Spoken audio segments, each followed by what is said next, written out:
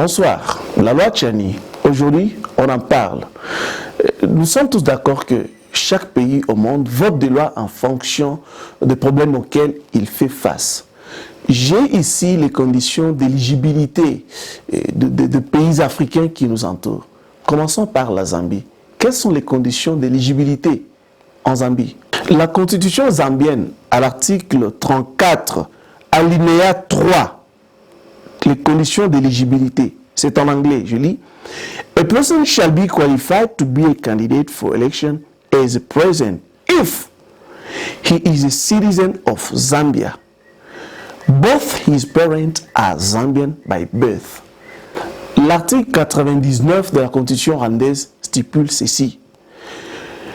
A candidate for the office of the President of the Republic must, first of all, be of Rwandan nationality by origin. Secondly, not hold any other nationality. Ça, c'est pour le Rwanda. Allons maintenant au Congo-Brazza. L'article 66 de la Constitution brazzavilloise dit ceci. Nul ne peut être candidat aux fonctions de président de la République s'il n'est de nationalité congolaise d'origine, ne jouit de ses droits civils et politiques, n'est de bonne moralité. Ça, ce sont les conditions d'éligibilité pour le Congo-Brazzaville. Maintenant, en quoi est-ce que nous, ça devient un problème de verrouiller la présence de la République aux Congolais, de réserver cela qu'aux Congolais nés de père et de mère? En quoi est-ce que c'est illogique? Et le monsieur est en train d'instrumentaliser la presse nationale, internationale, les ONG et tout. Il est prêt à tout faire pour que la loi Tchani ne passe pas. Voilà le monsieur qui veut devenir président. Écoutez ce qu'il est allé dire en Allemagne dans une réunion des Juifs. And now that we are getting closer again to another election, they again attempt to block my run, but this time using my father Jewish as an excuse, a proof for that I can't be 100% loyal in my country. En bref, le monsieur dit ceci. Il est allé là-bas réunir ses oncles paternels, les membres de sa famille. Il leur dit ouvertement ceci. Les Congolais ne veulent pas de moi comme président parce que je suis votre fils. Est-ce qu'il faut un dessin pour comprendre ça? Non, nous avons compris. Et voilà un député, soi-disant député national. La personne à qui l'État congolais paye, les contribuables congolais payent. Il s'arroge le droit de vanter les actions du M23. Voilà ce qu'il dit. Loi Wanezali, loi ya Bozoba.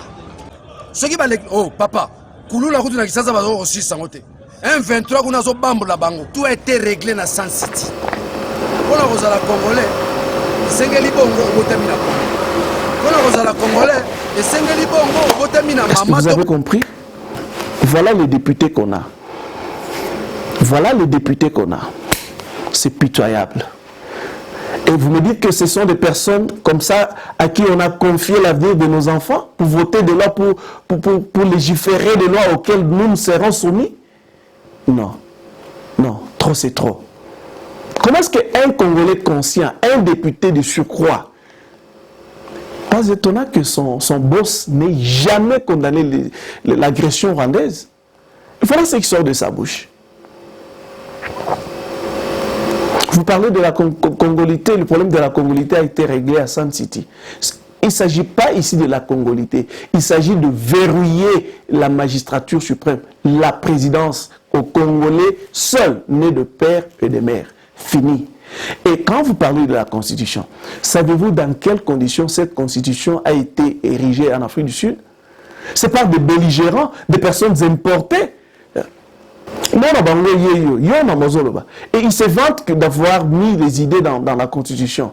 Écoute ce qu'il dit. La Constitution, qui est l'une des constitutions les plus démocratiques qui puisse être, et je le dis parce que j'y ai contribué, il y a mes idées, il y a mes phrases, et celles de mon parti. Donc,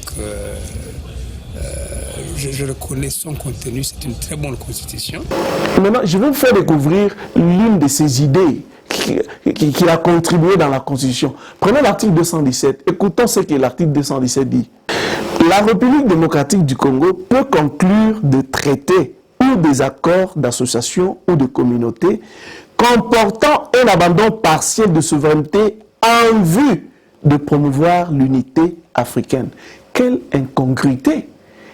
Quel peuple sérieux peut accepter une bévue, une bêtise comme ça? Et je parie que c'est ça l'idée qu'il a contribué dans la Constitution. Et je parie. Tout a été réglé dans Sun City. Pour la Rosala Congolais, et Sengeli Bongo au Botamina Congo. Pour la Rosala Congolais, et Sengeli Bongo au Botamina Mama, to Botamina Papa. Pour la Rosala Congolais, ça a raté des pères et des mères. C'est ce que vous nous dites aujourd'hui, que la Constitution a déjà réglé le problème de la congolité. Encore, ce n'est même pas un problème de la congolité ici. On les a tous acceptés, ils sont tous des Congolais. Mais il y a aussi des droits qui sont réservés aux enfants de la maison. Laissez-moi vous relater une anecdote. Quand on grandissait dans notre quartier, on avait un monsieur là. Il était un homme à tout faire. Et il était lui-même électricien, maçon, charpentier, ingénieur. Il faisait alors tout. Mais la particularité avec ce monsieur-là, il ne pouvait rien faire sans avoir fumé au préalable. Il prenait d'abord du chanvre avant de faire quoi que ce soit. Mais on avait trouvé que le chanvre était bénéfique pour lui. Ça lui donnait l'énergie, le courage et la force de pouvoir travailler et accomplir ses tâches. Mais chez d'autres personnes, on constate que c'est catastrophique. Voilà. Et son boss est prêt à dépenser tout ce qu'il peut pour que la loi ne passe pas. Il a délégué des ambassadeurs, de ceci. Et je peux vous rassurer, la loi Tchani, c'est une loi salvatrice. Ça s'est fait partout au monde. Et je vous rassure, si cela ne passe pas, mais du moins, cette loi est déjà gravée dans nos cœurs, dans les cœurs de tous les Congolais, à l'encre du sang de nos frères et sœurs qui meurent à l'Est chaque jour. Cette loi passera. Si ça ne passe pas, c'est déjà dans nos cœurs. Prenez ma parole.